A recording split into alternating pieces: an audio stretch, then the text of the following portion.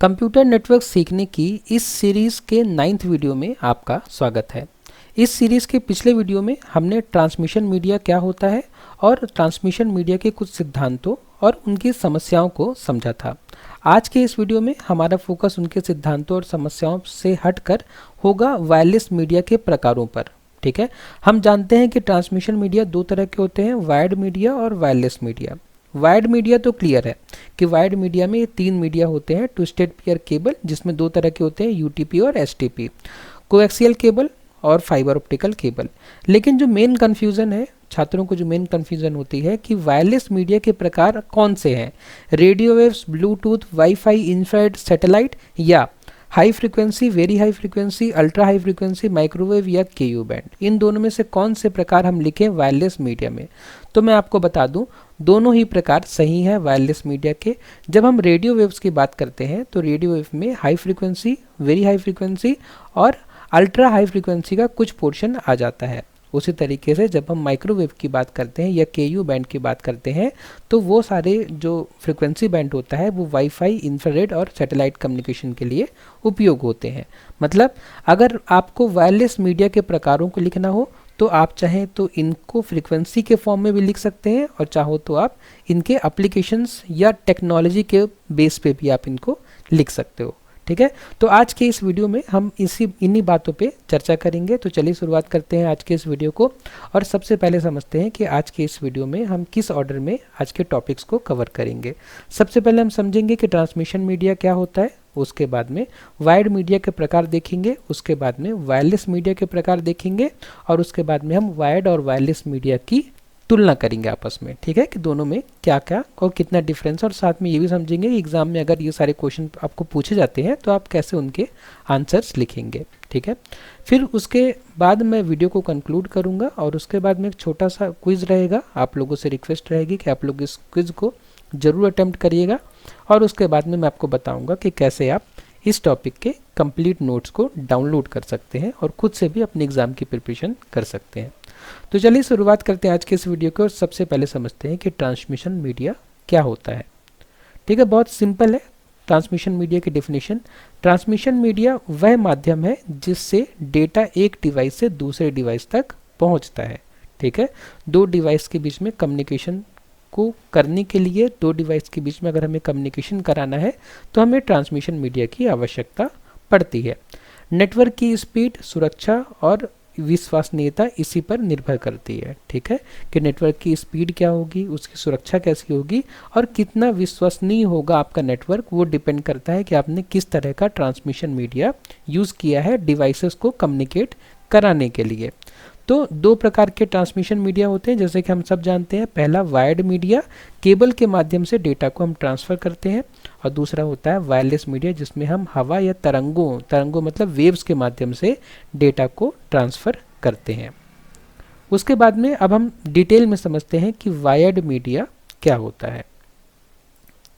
तो wired media क्या होता है कि स्थिर नेटवर्किंग के लिए आदर्श होता है। अगर आपको ऐसी नेटवर्किंग करनी है जिसमें आपको अपने डिवाइसेस को एक लोकेशन पे आपने प्लेस कर दिया, अब आपको डिवाइसेस को इधर उधर मूव नहीं करना है, तो आपके लिए वायर्ड मीडिया बेस्ट है। इसके अलावा अगर आपको इलेक्ट्रोमैग्नेटिक इंटरफेरेंस से बेहतर सुरक्षा चाहिए तो आपको वायर्ड मीडिया ज़्यादा सही रहेगा।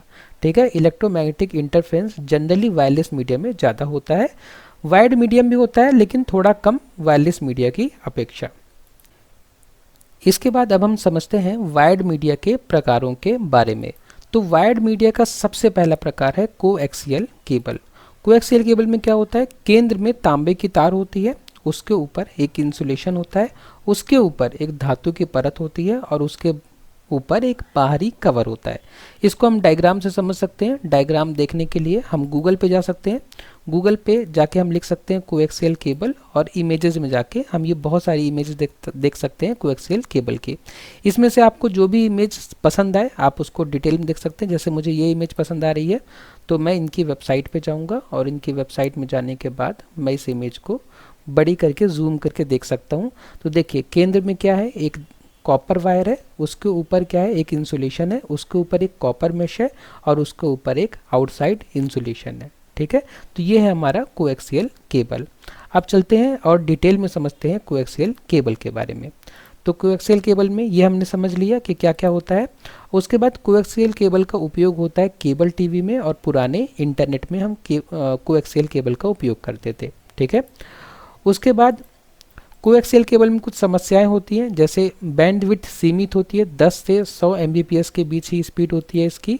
उसके बाद इलेक्ट्रिकल इंटरफेरेंस होता है कोएक्सियल केबल में, ठीक है, मतलब आपको नॉइस आ सकता है बीच बीच में। उसके अलावा भारी होती है कोएक्सियल केबल, इसको उठाना काफ़ी मुश्किल होता है, क्योंकि भारी होती है। जब आपके पास बहुत बड़ी वायर होगी तो उठाना थोड़ा मुश्किल होगा, और स्थापित करने में भी कठिन होता है, इसका इंस्टॉलेशन कठिन होता है, ठीक है। तो ये सारी बातें हैं कोएक्सियल केबल से रिलेटेड। उसके बाद जो अगली तरह की हमारी जो केबल है वो है UTP, unshielded twisted pair cable, ठीक है। ये वायर्ड मीडिया का दूसरा प्रकार है। तो इसमें क्या होता है कि इसमें तांबे की 2 तारें इंटरफेरेंस को कम करने के लिए मोड़ी जाती हैं, तांबे की 2 तारें मोड़ी जाती हैं। तो इसको देखने के लिए हम क्या कर सकते हैं, गूगल पे जा सकते हैं। गूगल पे जाके हम लिखें, यहाँ पे देखिए सर्च बॉक्स में जाके हम लिखें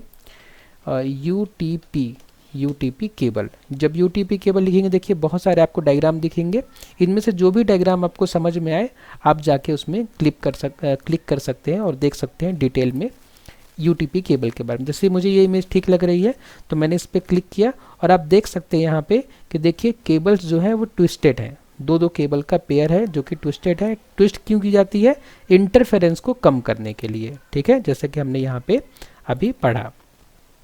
उसके अलावा एग्जाम्पल क्या है इसका, लैन में हम यूज़ करते हैं, टेलीफोन लाइन में हम यूज़ करते हैं किसका, यूटीपी केबल का।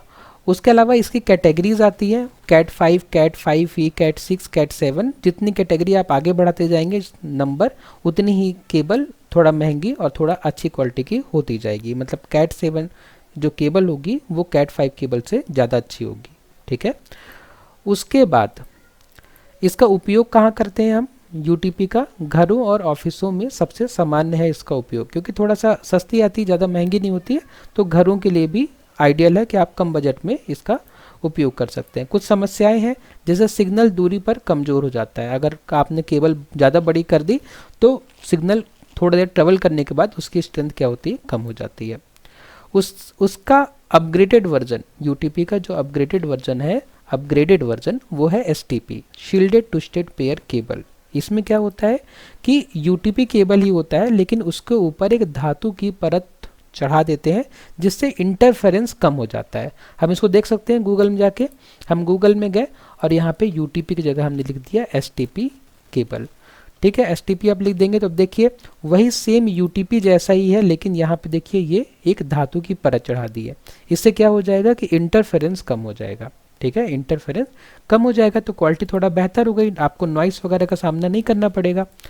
तो और इसका यूज़ कहाँ करते हैं हम एसटीपी का, फैक्ट्री और बैंक वगैरह में, ऑफिसेस, मतलब जो अच्छे ऑफिसेस होते हैं जहाँ पे डेटा की सिक्योरिटी ज़्यादा इंपॉर्टेंट होती है और उनको इंटरफेरेंस नहीं चाहिए, तो वहाँ पे यूज़ होता है। मतलब घरों में लोग यूज़ करते हैं लेकिन थोड़ा महंगी आती है, आप घर में भी इसका यूज़ आराम से कर सकते हैं।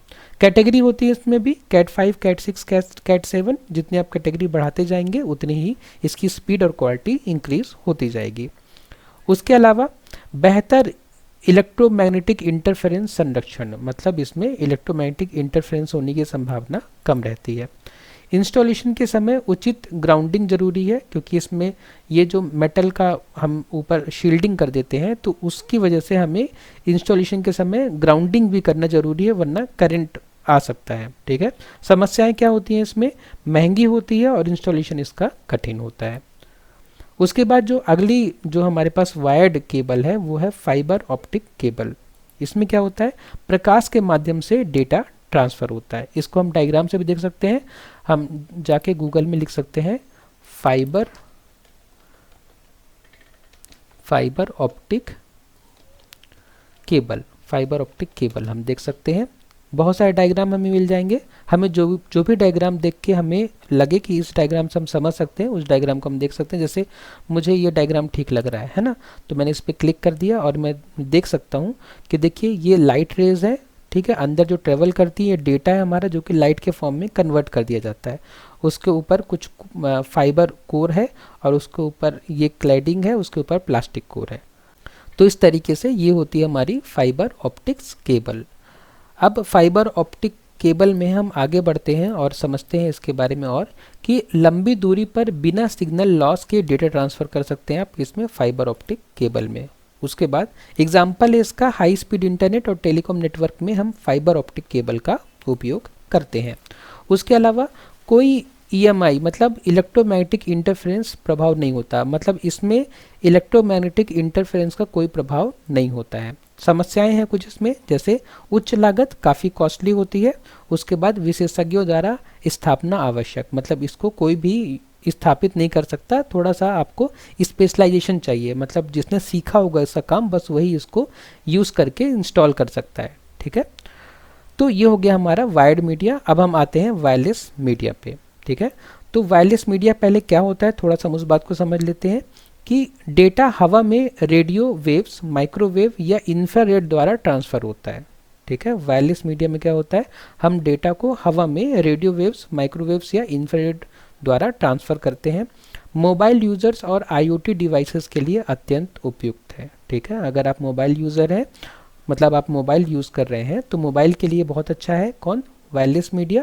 और IoT मतलब होता है internet of things. Internet of things में हम क्या कर रहे हैं, इंटरनेट ऑफ थिंग्स में हम घर की सारी चीज़ों को इंटरनेट से कनेक्ट कर रहे हैं, तो उसके लिए भी वायरलेस मीडिया बहुत ज़्यादा उपयुक्त। तो इसके बाद अब हम आगे बढ़ते हैं और समझते हैं वायरलेस मीडिया के प्रमुख प्रकारों के बारे में। तो वायरलेस मीडिया का जो सबसे पहला प्रकार है वो है high frequency media. High frequency media को समझने के लिए हमें ये समझना पड़ेगा कि ये रेडियो वेव्स का ही पार्ट है।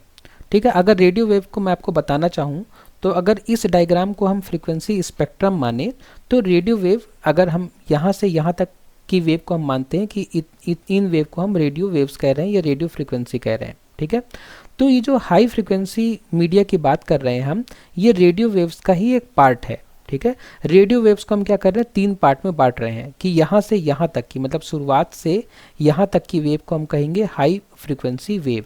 उसके बाद में यहाँ से यहाँ तक के पार्ट को हम कहेंगे वेरी हाई फ्रीक्वेंसी वेव, यहाँ से यहाँ तक के।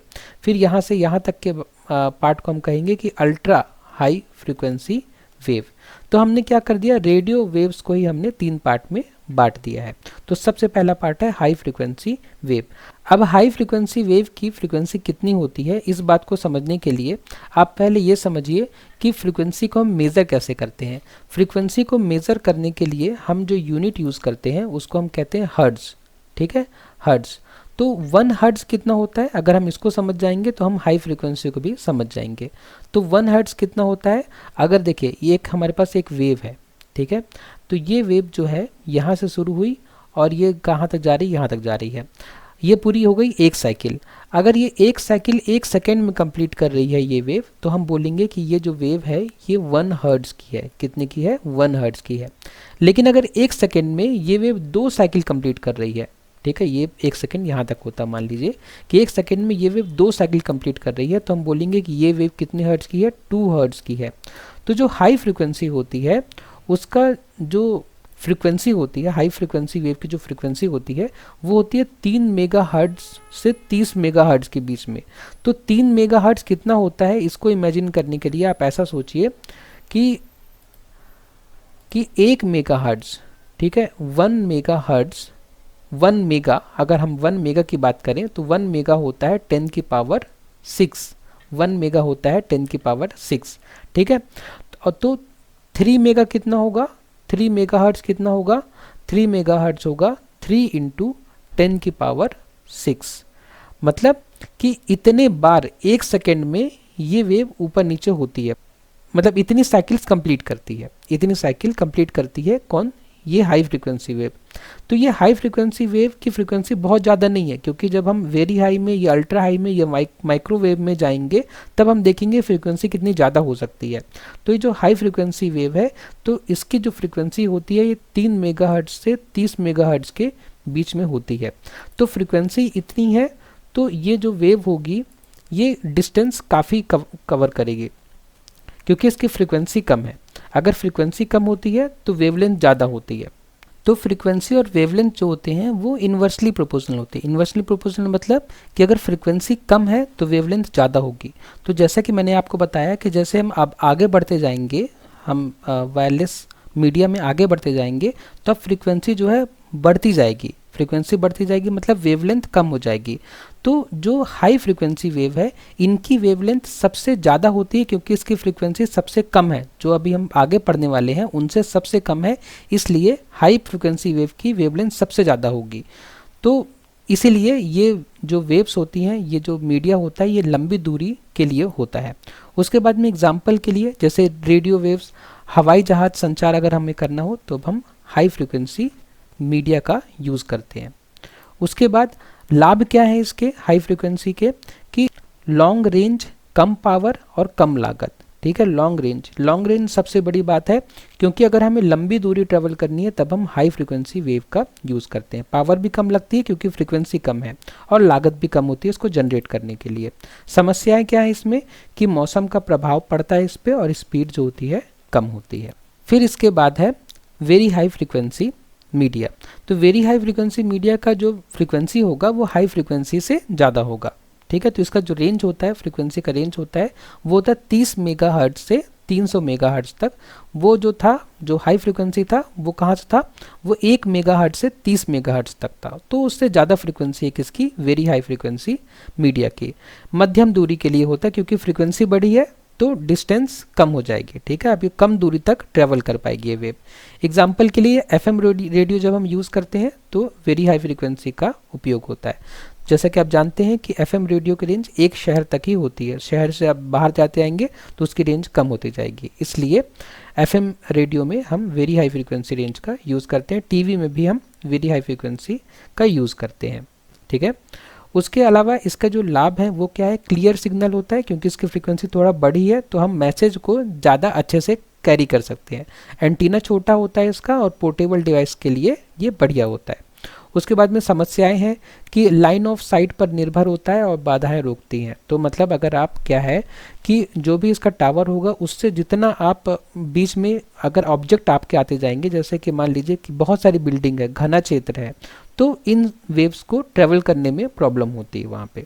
ठीक है, उसके बाद में जो अगला मीडिया है वायरलेस मीडिया, वो है ultra high frequency. Ultra high frequency की रेंज क्या होती है, 300 मेगाहर्ट्ज से 3 गीगाहर्ट्ज तक होती है। अब गीगाहर्ट्ज में अपन आ गए हैं। ठीक है, मेगाहर्ट्ज होता है 10⁻⁶, गीगाहर्ट्ज होता है 10⁻⁹। ठीक है, बहुत ज़्यादा है। शहरी क्षेत्रों में उपयुक्त होता है कौन, अल्ट्रा हाई फ्रीक्वेंसी। जब हम मोबाइल, वाईफाई, जीपीएस वगैरह यूज़ करते हैं तब हम अल्ट्रा हाई फ्रीक्वेंसी का उपयोग कर रहे होते हैं। ठीक है, इसलिए आपको टावर के पास रहना ज़रूरी है। टावर से अगर आप बहुत दूर जाएंगे तो फिर आप जो है मोबाइल कवरेज से आप बाहर चले जाएंगे। इसका लाभ क्या होता है, हाई स्पीड होता है, डिजिटल क्वालिटी अच्छी होती है, पोर्टेबल डिवाइस में आसान होता है ये। ठीक है, जैसे मोबाइल हो गया। समस्याएं क्या होती हैं, कम रेंज, क्योंकि आपकी फ्रीक्वेंसी बड़ी है तो रेंज आपकी कम हो ही जाएगी, और जितना ज़्यादा ऑब्जेक्ट आएगा भारी उतना ही इसको पेनिट्रेट करने में मुश्किल होगी। ठीक है, तो जितना फ्रीक्वेंसी बढ़ाते जाएंगे रेंज कम होती जाएगी और उतना ही ऑब्जेक्ट का प्रभाव पड़ता रहेगा इस पे, वेव्स पे, इस मीडिया पे। ठीक है, उसके बाद में जो अगला जो हमारा वायरलेस मीडिया का प्रकार है वो है माइक्रोवेव कम्युनिकेशन। इसका रेंज बहुत ज़्यादा होता है, 1 गीगाहर्ट्ज से 300 गीगाहर्ट्ज तक। ठीक है, पॉइंट टू पॉइंट कनेक्शन के लिए यूज़ होता है। पॉइंट टू पॉइंट कनेक्शन मतलब कि अगर हमें एक टावर को दूसरे टावर से कम्युनिकेट कराना है या एक टावर को सैटेलाइट से कम्युनिकेट कराना है, पॉइंट टू पॉइंट, एक पॉइंट से दूसरे पॉइंट पे, तब हम माइक्रोवेव कम्युनिकेशन का यूज़ करते हैं। एग्जाम्पल के लिए satellite, radar, VSAT, very small aperture terminal, जो कि डिश टीवी वगैरह में यूज़ होता है, उसके लिए हम माइक्रोवेव कम्युनिकेशन का उपयोग करते हैं। इसके लाभ क्या है, हाई स्पीड होता है क्योंकि इसकी फ्रीक्वेंसी बढ़ जाती है तो हम ज़्यादा डेटा हम भेज सकते हैं इस वेव का यूज़ करके। नॉइज़ कम होता है और लॉन्ग रेंज होती है क्योंकि अब हम क्या कर रहे हैं कि हम पॉइंट टू पॉइंट कम्युनिकेशन करा रहे हैं। पॉइंट टू पॉइंट कम्युनिकेशन कराने के लिए हम जो बीच में ऑब्जेक्ट आने वाले हैं उन ऑब्जेक्ट को हम हटा देंगे। ठीक है, हम जो है बहुत हाइट में कम्युनिकेट करेंगे, इसलिए हम दूर तक कम्युनिकेट कर पाएंगे। ठीक है, अगर आप नीचे कम्युनिकेट करेंगे तो फिर बीच में ऑब्जेक्ट आएंगे और आपकी रेंज जो है प्रभावित होगी।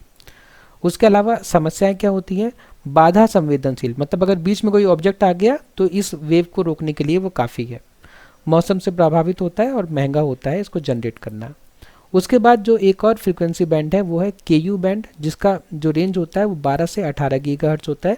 KU बैंड एक विशेष फ्रीक्वेंसी बैंड होता है जो 12 गीगाहर्ट्ज़ से 18 गीगाहर्ट्ज़ के बीच में काम करता है। उदाहरण के लिए DTH टीवी जो आप यूज़ करते हैं घरों में, उसमें KU बैंड उपयोग होता है, और सैटेलाइट से कम्युनिकेट करने के लिए भी हम इस बैंड का उपयोग करते हैं। ठीक है।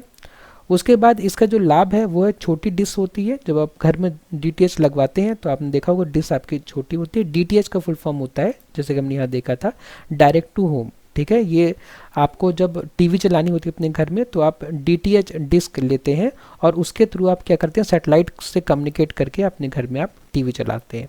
ठीक है, तो उसके लिए KU बैंड का उपयोग होता है। ठीक है, ये आप ध्यान रखिए कि ये सारे वायरलेस मीडिया हैं। ठीक है, वायरलेस मीडिया हम पढ़ रहे हैं कि डिवाइसेस को कनेक्ट करने के लिए दो तरीके होते हैं, वायर्ड और वायरलेस। तो वायरलेस में हम डिफरेंट टाइप की वेव्स से भी कनेक्ट कर सकते हैं, डिफरेंट टाइप की वेव्स या तरंगों का यूज़ करके हम कनेक्ट कर सकते हैं डिवाइसेस को। और यहाँ पे डिवाइस क्या है, एक डिवाइस हमारा DTH और दूसरा डिवाइस हमारा सैटेलाइट है। ठीक है, किसमें, KU बैंड के केस में। तो इसका लाभ क्या है, छोटी डिस्क होता है, HD क्वालिटी होता है और रिमोट कवरेज होता है, दूर तक हम कवर कर सकते हैं। समस्याएं क्या है इसमें, महंगे उपकरण होते हैं और बारिश में सिग्नल कमज़ोर हो जाता है। जैसे क्या हम सबको पता है कि जब भी मौसम ख़राब होता है तो DTH का सिग्नल जो होता है वो कमज़ोर हो जाता है।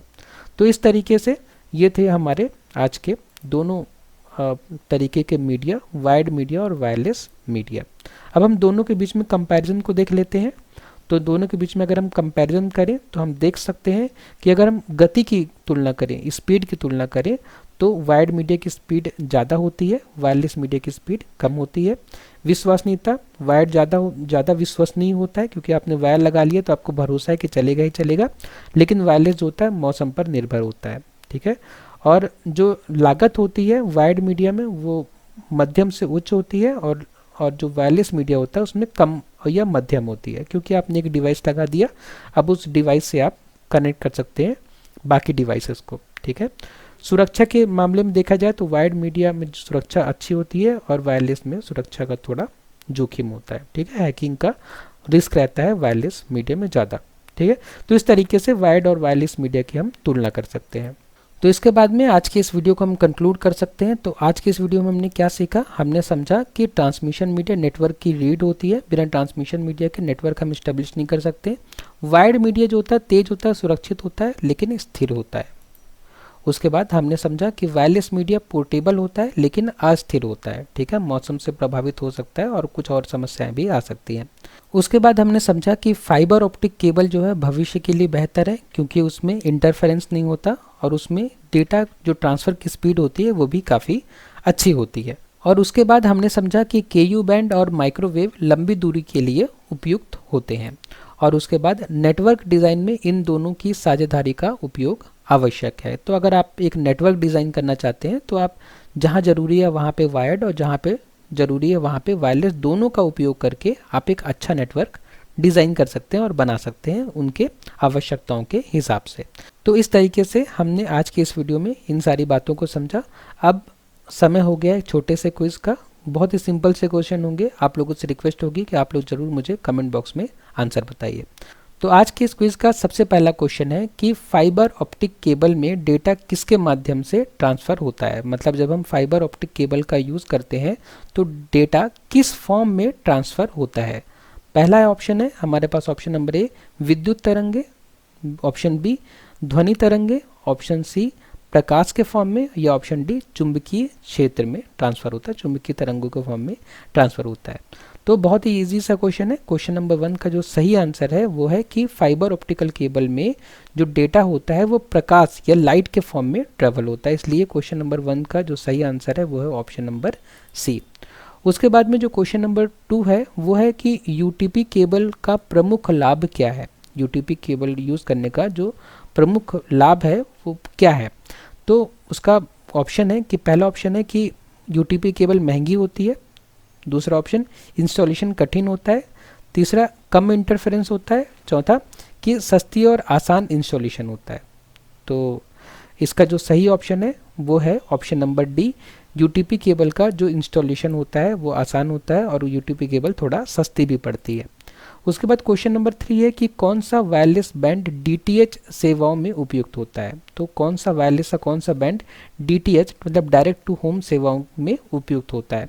हाई फ्रिक्वेंसी, केयू बैंड, वीएचएफ या माइक्रोवेव। तो डीटीएच के लिए केयू बैंड उपयोग होता है, हमने बहुत डिटेल में समझा था, तो इसलिए क्वेश्चन नंबर 3 का जो सही आंसर है वो है ऑप्शन नंबर बी। उसके बाद क्वेश्चन नंबर 4 है कि वायर्ड मीडिया में कौन सबसे तेज है। वायर्ड मीडिया में सबसे तेज कौन है। यूटीपी सबसे तेज है, एसटीपी, कोएक्सियल या फाइबर ऑप्टिक। तो हमने समझा था कि भविष्य के लिए कौन है, फाइबर ऑप्टिक। तो सब फाइबर ऑप्टिक सबसे तेज है। तो क्वेश्चन नंबर 4 का जो सही आंसर है वो है ऑप्शन नंबर डी। उसके बाद में क्वेश्चन नंबर 5 है कि वायरलेस मीडिया की प्रमुख समस्याएं क्या हैं। वायरलेस मीडिया का जो मेन प्रॉब्लम है वो क्या है। इंटरफेरेंस और अस्थिरता, बिल्कुल सही। तो क्वेश्चन नंबर 5 का जो सही आंसर है वो है ऑप्शन नंबर ए, इंटरफेरेंस और अस्थिरता मतलब इनस्टेबिलिटी।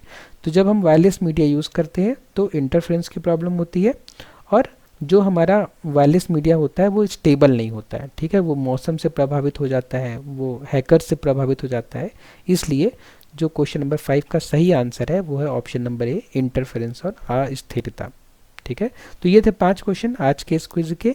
तो आप मुझे कमेंट बॉक्स में बता सकते हैं कि आपने 5 में से कितने क्वेश्चन सही किए। 5 में से आपने 5 सही किए या उससे कम।